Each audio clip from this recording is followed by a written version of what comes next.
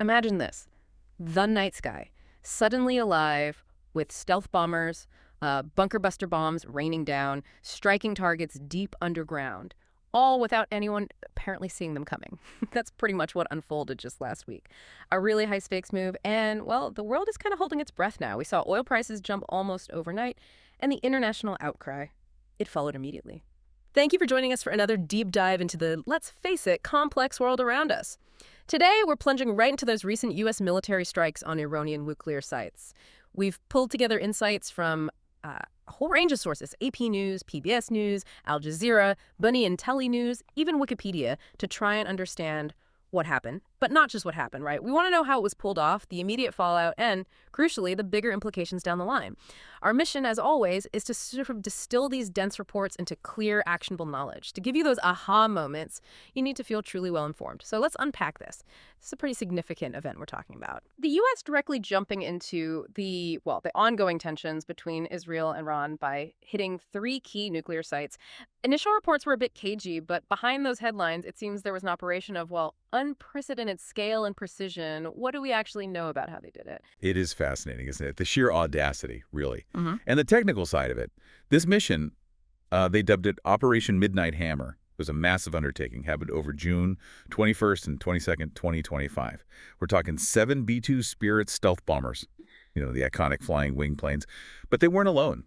They were backed up by this huge armada, like 125 aircraft in total, fighter jets, refueling tankers, the works. And together, they delivered something like 420,000 pounds of explosives. 420,000 pounds? Seriously, that sounds like something out of a Hollywood blockbuster. It really does. But maybe even more amazing is the claim they weren't detected. With that many planes in the air, how is that even possible? Indeed. U.S. officials were pretty emphatic, claiming Iran, and I quote, neither detected the inbound fusillade nor mustered a shot at the stealthy American jets. Now, how? Well, likely a combination of things. Sophisticated electronic warfare jamming, plus the B-2's own stealth design, of course.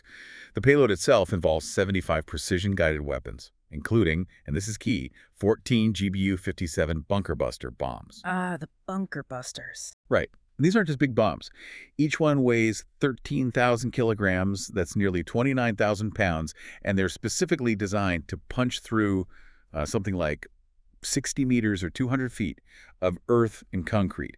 And on top of that, they also launched more than 24 Tomahawk cruise missiles from a U.S. submarine. So another layer of stealth hitting from a distance. Okay, here's where it gets really interesting for me. This wasn't just a big strike. It was apparently the largest B-2 operational strike in U.S. history and the second longest B-2 mission ever flown. That's incredible. Yeah. Oh, and a notable detail, you heard Defense Secretary Pete Hegseth talking about our boys in those bombers, right? Well, a U.S. official later confirmed one woman was actually among the B-2 pilots. Just a small point, but it highlights something. A significant detail, yeah. Yeah. Shows how things are changing. So with all that firepower, all that precision, what does this actually mean for Iran's nuclear program? Which specific places got hit, and what's the real damage assessment? Right, the targets. They hit 3 critical sites: Fordow, Natanz, and Isfahan. Each one plays a different crucial role. Fordow, that's the one built deep inside a mountain, notoriously hard to reach. It was a primary target for those huge bunker busters you mentioned. Because regular bombs wouldn't cut it. Exactly. Israel had apparently caused some surface damage there earlier in June, but analysts pretty much agree that only the U.S. bunker busters, those GBU-57s, could really penetrate deep enough to do significant damage to the underground facility. Then you have Natanz. That's generally considered Iran's biggest nuclear enrichment facility. It's got 2 parts: an above-ground plant for testing and research, and then the main fuel enrichment plant, which is deep underground. And that's where the centrifuges are? That's right. The underground part houses the centrifuge halls. These are vital for enriching uranium, potentially up to weapons-grade levels. And satellite images, analyzed by the Associated Press just after the strike, showed at least one crater, maybe 5 meters wide, right over that underground section. And the third one? Isfahan. Isfahan. That's more of an atomic research facility, mainly used for uranium conversion, basically, preparing the raw uranium before it goes into the enrichment process. That site seems to have been hit by those Tomahawk missiles launched from the subs. Okay, so the U.S. came out pretty quickly saying these strikes devastated the Iranian nuclear program. But Iran, well, predictably, they deny any significant damage. What's the real story here? Are we talking a major setback or just, pushing the pause button? That is the million-dollar question, isn't it? It's tough to get a clear picture. Yeah. Well, Iran downplays it. You have to remember that U.S. intelligence had pretty dramatically revised its assessment back in 2024. They stated Iran had undertaken activities that better position it to produce a nuclear device. And even before these strikes, the Institute for Science and International Security assessed Iran could potentially produce enough weapons-grade uranium for several bombs within, like, weeks. Within weeks. Wow. Yeah. So the post-strike analysis, while still early, it's really telling. It suggests Iran might still be able to produce its first batch of weapons-grade uranium at Fordo in just maybe 2 or 3 days once they get things running again. 2 or 3 days? That doesn't sound devastating. Exactly. So it really makes you, the listener, think, what does devastation actually mean in this context? Does it mean total destruction, or does it just mean setting back their timeline enough to achieve some other strategic goal?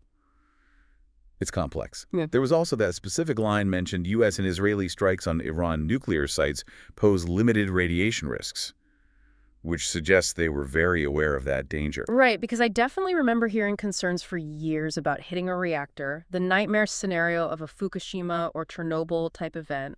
Was that ever a real risk here? Oh, absolutely. That was a huge concern, especially for regional governments like Qatar. They were worried about accidentally triggering an explosion that could spread nuclear material if an actual reactor, like the one at Bushehr or the research center in Tehran, got hit. Experts warn that could mean forced evacuations, food restrictions, major disaster territory. So the careful targeting seems to have deliberately avoided those specific facilities. Okay, that makes sense. But, to really get the significance of these strikes and why Iran's program became such a focus in the first place, we probably need to step back a bit, connect this to the longer history. Good point. Tell us more about Iran's nuclear journey. How did they get from, peaceful beginnings to having their sites bombed? Well, it actually started way back in the 1950s under the Shah, and interestingly, with support from the U.S. and European countries. Really? With U.S. support? Initially, yes, under the Atoms for Peace program.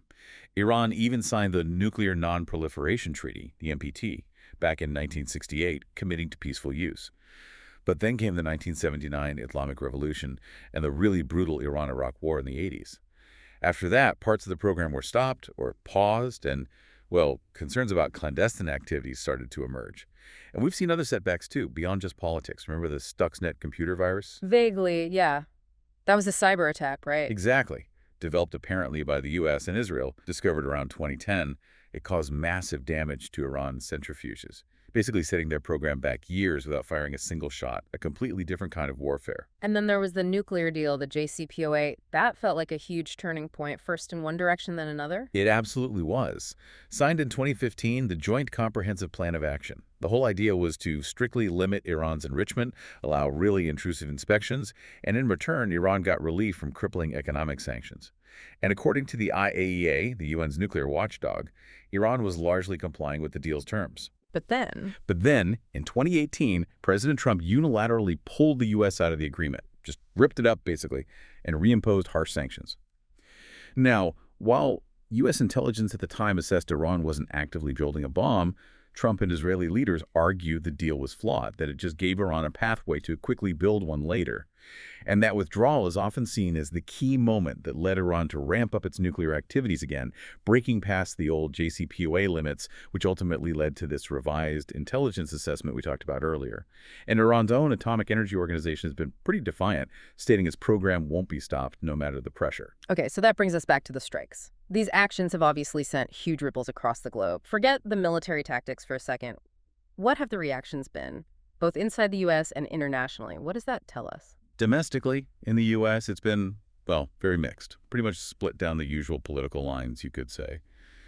President Trump, interestingly, after having previously called for Iran's unconditional surrender, actually urged them to come back to negotiations after the strikes.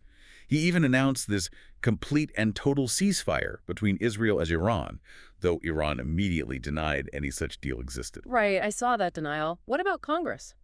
Well, congressional leaders are set to be briefed, but there were immediate moves from both senators and representatives to try and limit presidential war powers.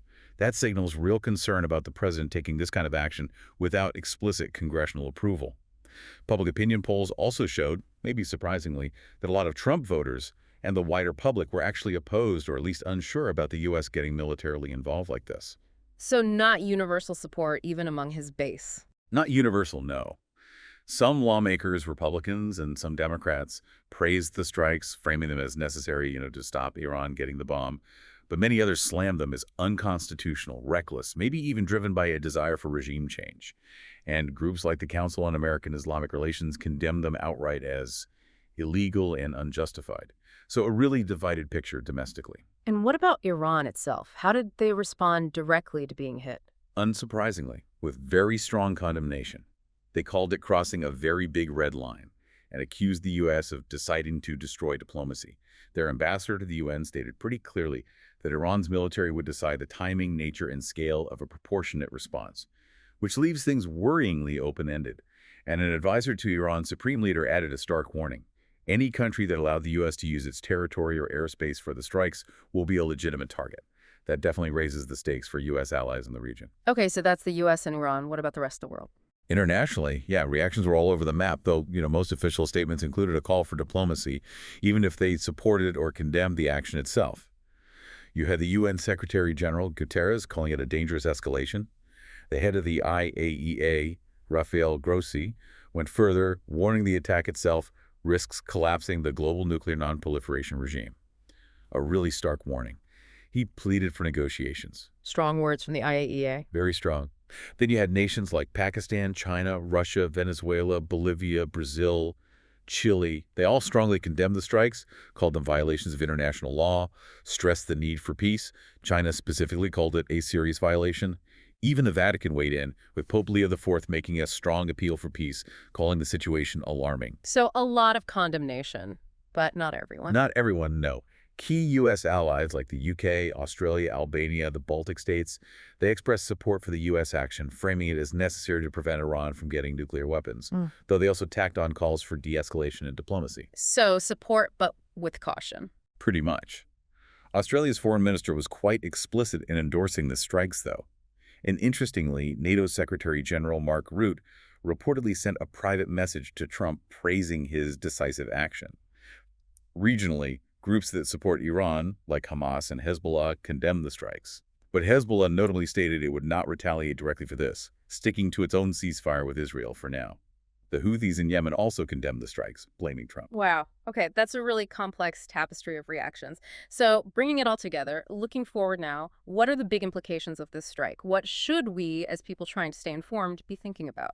Well, connecting it all, the stakes are just incredibly high, aren't they?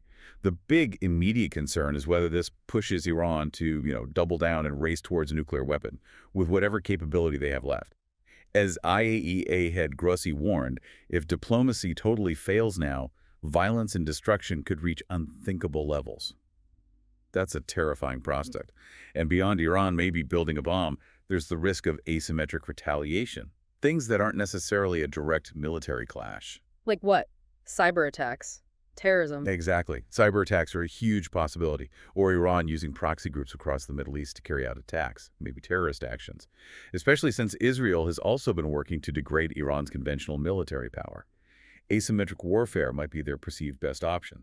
And the economy, we saw that immediate oil price jump. Is that the main worry? It's a big one. Oil prices went up, U.S. stock futures dipped. Markets hate this kind of uncertainty. But the really big potential economic hit, Iran's parliament has now endorsed the idea of closing off the Strait of Hormuz. The oil choke point. The critical oil choke point for the whole world. If Iran's Supreme Council actually decided to implement that, the economic consequences would be absolutely enormous. Catastrophic, potentially. So, wrapping this up, what does all this mean for you, our listener? What's the key takeaway? I think it means understanding the sheer complexity, the nuances, is just crucial. This isn't a simple story of strikes and targets. It touches on international law, the very fragile state of nuclear non-proliferation efforts, stability across the entire Middle East, and yes, global economic security for everyone. And the fact that reactions were so wildly different around the world, that highlights these really deep divisions on basic ideas like intervention and sovereignty. So for you, the takeaway is really about looking past the headlines, understanding the history, the competing narratives, and the potential chain reactions. That's a great summary. And that brings us to the end of our deep dive into the recent U.S. strikes on Iran's nuclear facilities. We really hope this exploration has given you a clearer, more informed perspective on what is undeniably a critical global event. Absolutely. Yeah. And remember, knowledge is always most valuable when it's understood and, maybe even applied. There's always more to learn, and looking Right. at things from multiple angles is just essential today. Definitely. Before you go, we'd be incredibly grateful if you could take a second to like this deep dive, maybe share it with someone else you know who likes to stay well informed. And please do leave a comment below with your own thoughts or questions. Your engagement, honestly, it really helps our channel grow and make sure we can keep bringing you these kinds of in-depth analyses. So, as we reflect on the strikes, the aftermath, those diverse global reactions, maybe here's a final thought to leave you with. In this era we live in, with such advanced military tech and these deeply entrenched geopolitical divides, does pursuing deterrence through military force actually prevent conflict? Or does it just perhaps redefine the pathways to escalation? Something to think about.